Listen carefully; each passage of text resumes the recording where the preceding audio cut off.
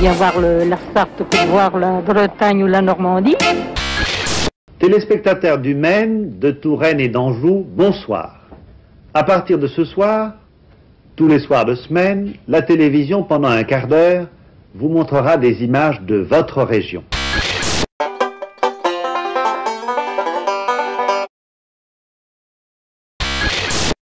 La télé locale. Oui. Oui, un peu.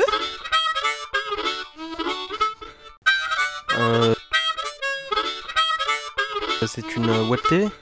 Une télé locale, c'est une télé qui permet aux gens de savoir ce qui se passe dans leur quartier ou dans leur ville, dans leur région. Une émission régionale est toujours intéressante au point de vue de l'information locale.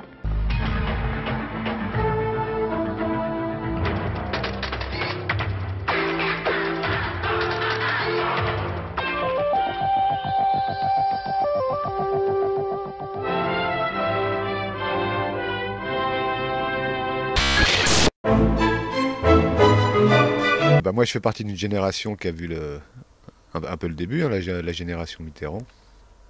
Alors c'est vrai qu'avant avant 81, tout ça, c'était, on avait que 3 chaînes, en fait, et il y a eu l'explosion après l'élection de Mitterrand, donc d'abord par les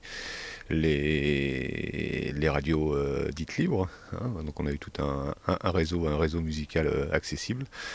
Et ensuite, bon, il y avait l'expérience, la grande aventure des télés locales. Après Rennes Cité Vision, inaugurée il y a 2 ans par le président François Mitterrand, c'est aujourd'hui Angers Cité Vision qui est lancée par le Premier ministre Michel Rocard. C'est donc pour cette ville la naissance d'une nouvelle chaîne de télévision, une chaîne de télévision locale. Non, mais c'est une aventure collective et bon, il faut remettre ça un peu dans le contexte de l'époque, c'est-à-dire voilà, l'accès aux médias, bon, avant 80, c'était bouclé par le pouvoir. Si l'intérêt d'une station régionale était prouvé, la télévision à ses débuts avait peut-être un peu trop tendance à suivre les autorités à la trace. Donc c'est plus lié effectivement à l'envie de faire partager, de parler d'autres choses, de sortir des chemins battus en termes de télé ou de programmes. Et puis l'idée un peu, c'était effectivement, c'était la culture pour tous. Je pense que c'était l'accès à l'information, l'accès à la culture un peu pour tous par des passionnés et des engagés.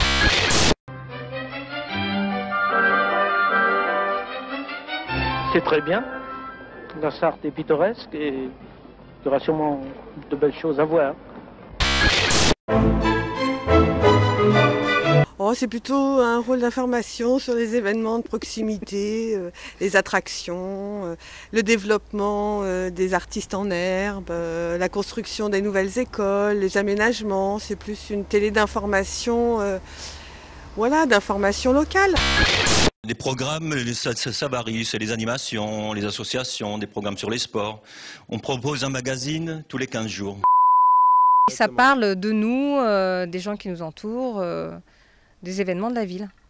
En tout cas, ça permet de fédérer les gens, fédérer les actions, fédérer les événements, autour des événements.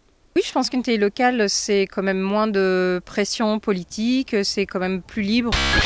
Pendant longtemps considéré comme l'instrument du petit peuple, celui des colporteurs, des migrants des campagnes du Massif central, la Vielle à roue est en train de connaître un nouvel essor spectaculaire.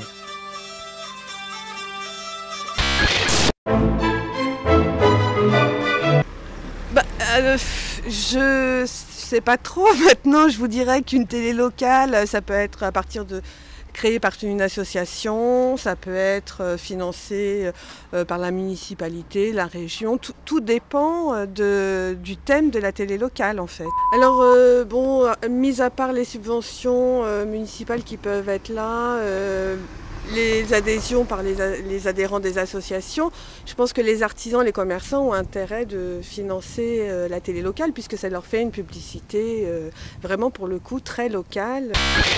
Alors on voit vos équipements ici, bon équipement en matériel, de montage, de caméras. Qui vous finance? Mais c'est la ville qui nous finance.